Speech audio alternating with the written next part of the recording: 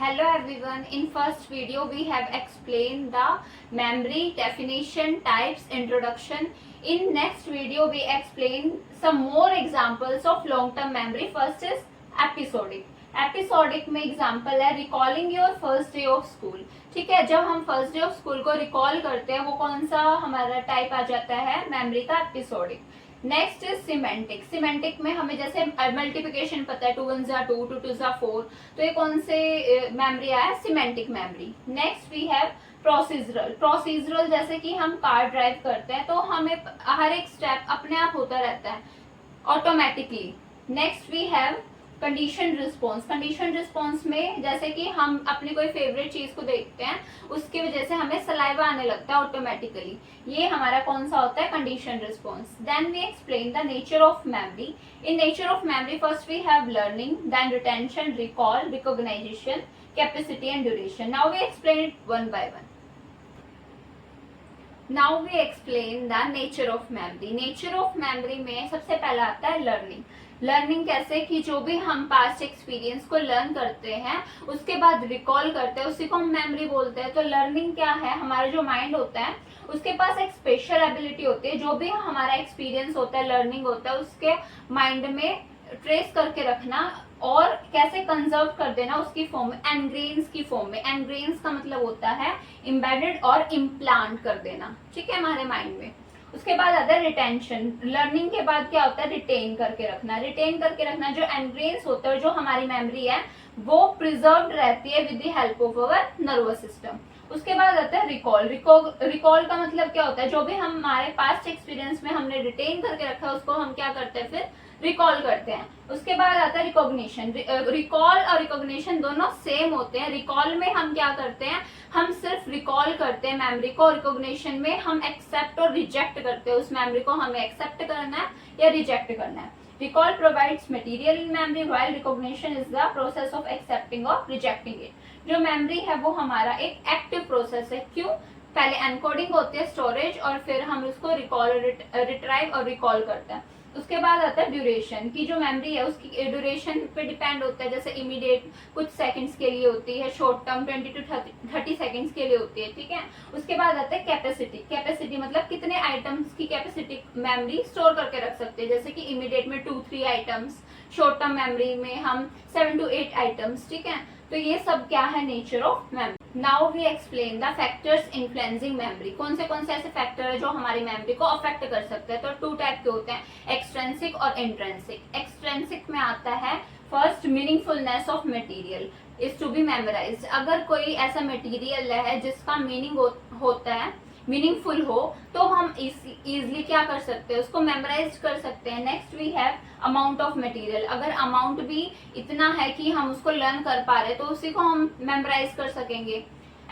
जैसे कि for example we have 2-3 pages और we have 10 to 20 pages, we easily recognise और recall 2-3 pages. Next we have time required to vocalise response. Next we have distraction. In the second we have intrinsic factor. First is age. Old age हो जाता है तो हमें क्या होने लगता है, एमनेशिया, लॉस ऑफ मेमोरी. उसके बाद आता है मेच्योरिटी, की इतने इनफ मैच्योर नहीं है कि चीजों को क्या कर सके, रिकॉग्नाइज कर सके. Will to learn, interest and motivation, intelligent, rest and sleep, medical condition. Now we explain it one by one. First is meaningfulness of the material. जब कोई भी हमारा मटेरियल है वो तभी यूजफुल है अगर मीनिंगफुल है, तो वो सूट करता है हमारी नीड और मोटिव को, हमारे इंडिविजुअल की. ठीक है, अगर कोई भी हमारा जो भी मटेरियल है वो यूजफुल है, मीनिंगफुल है, तो वो हमारे नीड और मोटिव को क्या करेगा, सूट करेगा. Can be learn properly, retain for a long time. तो हम उसको आसानी से क्या कर सकेंगे, लर्न कर सकेंगे और लॉन्ग टाइम तक रिटेन कर सकेंगे और रिप्रोड्यूस कर सकते हैं जब भी जरूरत हो. तो जो मटेरियल होना चाहिए वो क्या होना चाहिए, मीनिंगफुलनेस होना चाहिए. अगर मीनिंगफुलनेस होगा तो हम इजिली उसको लर्न कर सकेंगे तो इजिली हम उसको रिटेन और रिकॉल कर सकेंगे, मेमोराइज कर सकेंगे. Next we have amount of material. Same we have amount of material. If we have greater amount, अगर जो हमारा अमाउंट है बहुत ज्यादा है तो हमें ज्यादा एफर्ट लगाने पड़ेंगे उसको क्या करने के लिए, मेमोराइज करने के लिए, जिसमें पॉसिबिलिटी भी क्या हो जाएंगी, फेलियर की, ग्रेटर, ज्यादा हो जाएंगी. If we have convenient amount of material, अगर जो हमारा अमाउंट है वो कन्वीनियंट है तो हमारा वो सेफर होता है मेमोराइज करने के लिए। तो always we choose convenient amount of material. Factors influencing we have time required to vocalize response, ठीक है, कि हमें कितना टाइम लग रहा है बोलने में, वो कैसे फैक्टर बन सकता है। Memory span is convenient shorter word increase, मतलब क्या होता है कि जो मेमोरी स्पैन किसकी कन्वीनियंट होते हैं, जो शॉर्टर वर्ड्स होते हैं, शॉर्ट वर्ड्स होते हैं, उनका जो मेमोरी स्पैन है वो कन्वीनियंट होता है। कैसे? स्पैन इंक्रीज हो जाता है due to lesser duration of time, कि हमें उसको प्रोनाउंस करने में, शॉर्टर वर्ड को प्रोनाउंस करने में शॉर्ट टाइम लगता है और उसका जो मेमोरी स्पैन है वो भी ज्यादा हो जाता है। तो जो भी हमारे शॉर्ट वर्ड होते हैं वो हम आसानी से क्या कर सकते हैं, रिकॉल कर सकते हैं। Next we have distraction. Distraction कैसे? कि अगर हम लर्न ही नहीं कर पाएंगे, एक तरफ है नॉइजी एनवायरनमेंट, एक तरफ है काम एंड क्विट एनवायरनमेंट। अगर नॉइजी एनवायरनमेंट है तो हम चीजों को लर्न नहीं कर पाएंगे, लर्न नहीं कर पाएंगे तो हम उसको रिकॉल और रिकॉग्नाइज कैसे करेंगे। अगर हमारा जो एनवायरनमेंट है वो भी काम और क्विट है तो हम, ये इफेक्टिव एड होता है लर्निंग का, तो हम आसानी से इसको क्या कर सकते हैं, रिकॉग्नाइज कर सकते हैं, रिकॉल कर सकते हैं। तो ये हमारे कुछ फैक्टर्स हैं जो मेमोरी को अफेक्ट कर सकते हैं। कौन से? Extrinsic factors. Have intrinsic factor. First is age. Age मैंने आपको बताया था कि जो यंग पीपल होते हैं, यंग एज के होते हैं 16 to 26 ईयर तक, उनकी जो मेमोरी स्पैन है वो ज्यादा होती है age compare to old people और एज्ड पीपल, क्योंकि उनमें लॉस ऑफ मेमोरी स्टार्ट हो जाती है, अल्जाइमर डिजीज, ठीक है। Next we have maturity. Maturity में कैसे? जो हमारे यंग चिल्ड्रन होते हैं वो कॉम्प्लेक्स चीजों को रिकॉग्नाइज नहीं कर सकते और मेमोराइज नहीं कर सकते, ठीक है। तो मैच्योरिटी कैसे हुआ? Very young children can not retain और रिमेम्बर कॉम्प्लेक्स मटेरियल। जो भी कॉम्प्लेक्स मटेरियल होता है उन्हें ना रिकॉग्नाइज और रिकॉल कर सकते हैं यंग चिल्ड्रन। उसके बाद आता है will to learn. Will to learn कैसे है? हम मटेरियल्स को अगर अच्छे से रीड नहीं करेंगे, लर्न नहीं करेंगे विदाउट इंटरेस्ट, तो उससे क्या होगा, हम चीजों को बाद में रिकॉल भी नहीं कर पाएंगे। Next we have interest and attention.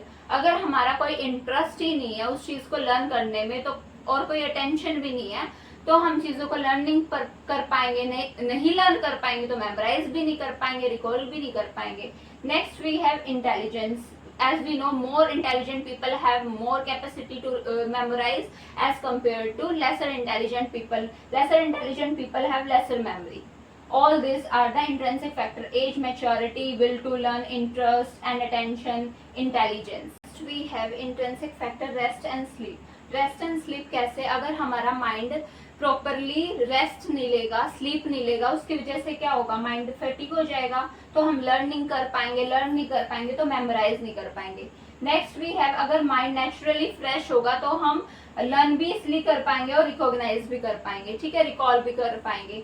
Next we have medical condition. Medical condition एक मेजर कोज होता है कि मेमोरी लॉस का। कैसे? सबसे पहले आता है हाई बीपी। हाई बीपी कैसे?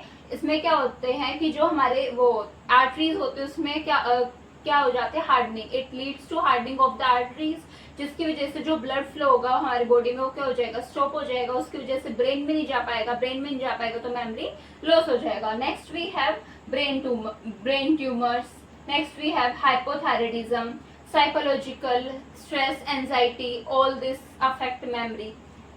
Then we have attention deficient disorder, कि अगर हमारे पास अटेंशन डेफिशिएंट डिसऑर्डर है तो हम अटेंशन नहीं दे पाएंगे, लर्न नहीं कर पाएंगे, उसके बाद मेमोराइज नहीं कर पाएंगे। Next we have Alzheimer disease. Alzheimer disease एक ऐसी डिजीज होती है जो हमारे ब्रेन सेल होते हैं वो क्या करने लगते हैं, डिजनरेट और डाई हो जाते हैं, जिससे मेमोरी लॉस हो सकता है।